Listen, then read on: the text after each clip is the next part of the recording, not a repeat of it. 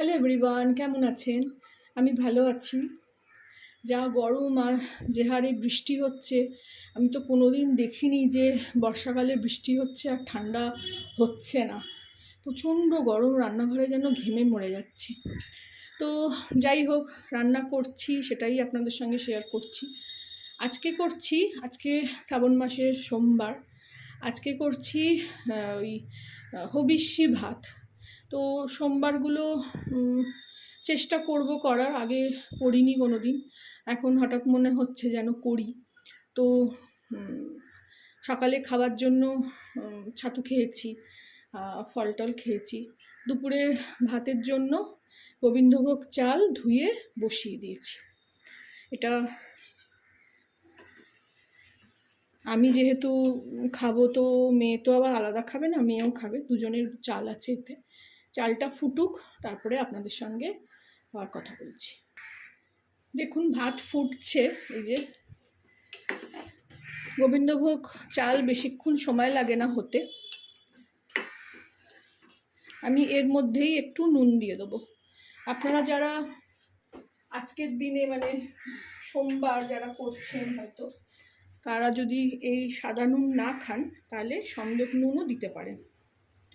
আমি কাঁচা নুনটা খাবো না বলে এর মধ্যেই নুনটা দিয়ে দেবো, যতটা লাগবে।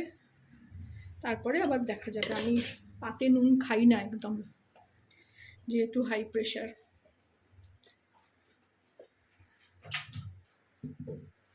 আর এইদিকে আমি মটর ডালটা বেটে নিলাম, এতেও একটু নুন দিয়ে নিয়েছি।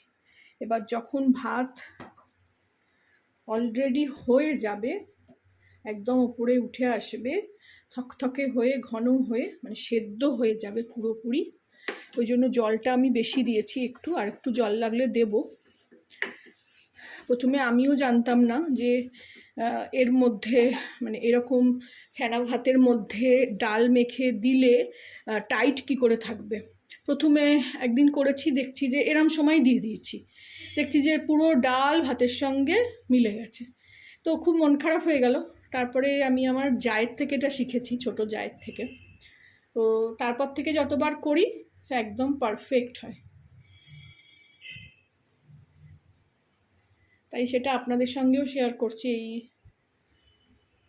শ্রাবণ মাসে অনেকেই এরকমভাবে খান। এই জায়গায় একটু জল দিয়ে দেবো আমি,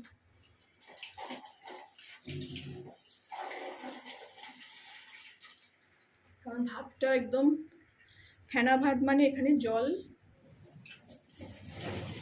ফ্যান গালা হবে না, এর মধ্যেই থাকবে। দিয়ে গ্যাসটাকে জোরে করে দিই, একটু নাড়ালেই ফুটে উঠবে।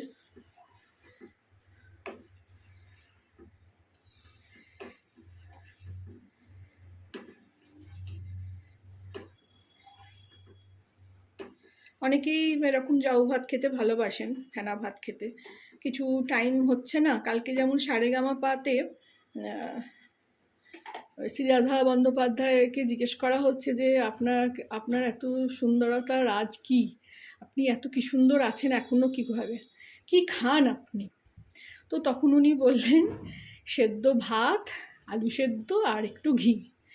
মানে ভাবাই যায় না যে ওই খেয়েও নিয়ে থাকেন। মানে ওইটা আমাদের কাছে খুব কমফর্ট ফুড একটা, যে কিছু ভাল লাগছে না, ভাতে ভাত বসিয়ে দিই। তো সেই জায়গায় এখানে আজকে আমি আলু দেবো না, ওই ডালটা দিয়ে করছি। অনেকেই জানেন না, আমিও জানতাম না আগে, আমি শিখেছি, তাই আপনাদেরও শেয়ার করছি। তো কিভাবে ডালটাও শক্ত থাকবে অথচ ভাতটাও ঘন হয়ে থকথকে হয়ে ফেনা ভাত হবে, সেটাই আসলে দেখানোর। আর বাকি সোমবারও পড়ে আছে, তখন আপনারা করেও খেতে পারবেন। ফিরে আসলাম, এই দেখুন ভাত অনেকটাই সেদ্ধ হয়ে গেছে। এইবার এই সময় যে ভাতটা সেদ্ধ হয়েছে, এই সময় আমি এই ডাল বাটাটাকে দলা পাকিয়ে পাকিয়ে দিয়ে দেবো। ডালটা আমি একটা কাঁচা লঙ্কা দিয়ে ছোট ছোট করে দেবো। এই যে এরকম দলা পাকিয়ে নেবো। দলা পাকিয়ে নিয়ে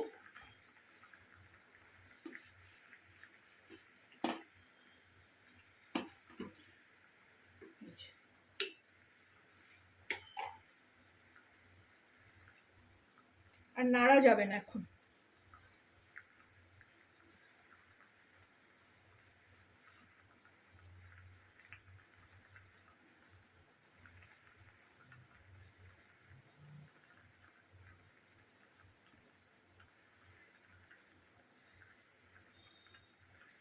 এই সময় আমি একটু এটাকে হালকা করে ঢেকে দেব।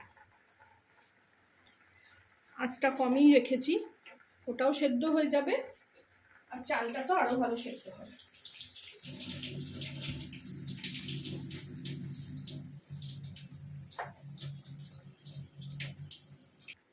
ফিরে আসলাম, ঢাকাটা একটু হালকা এরকম খুলে দিয়েছিলাম যে ফ্যানটা উতলে আসছিল। এই দেখুন ডাল কিন্তু সেদ্ধ হয়ে গেছে। এইসব জিনিস কিন্তু খুব ঘরোয়া জিনিস, এসব জিনিস কিন্তু ইউটিউবে কোথাও পাবেন না। আমি ওই জন্যেই এই ভেবেই শুরু করেছি যে ঘরোয়া ব্যাপারটা শেখাবো, মানে শেয়ার করব সবাইকে। দেখুন অলরেডি হয়ে গেছে। এবার আমি গ্যাসটা অফ করে দেবো।